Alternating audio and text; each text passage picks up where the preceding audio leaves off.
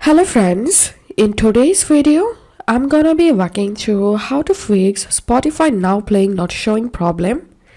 Our first solution is we need to update our Spotify app. To do that, go to your Play Store and search here Spotify. If you see any update available here, then update your Spotify app and check the problem if fixed or not. And the second solution is we need to uninstall our Spotify and then we need to reinstall it. So for that, open your phone settings, scroll down and search for app management. Once you get it, tap on that. Now tap on Spotify, storage usage, tap on clear cache, clear data, and now uninstall your Spotify and go to Play Store.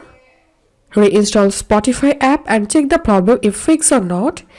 And the last and final solution is we need to install an older version of Spotify. So uninstall your current Spotify app and then go to your browser and search here older version of Spotify. Open the first link, scroll down and you'll find older versions of Spotify.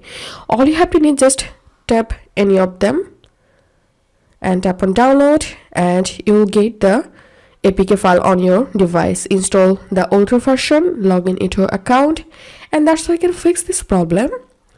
If this video helped you, give a thumbs up and please consider subscribe to 5 Minute Solution. Thank you for watching.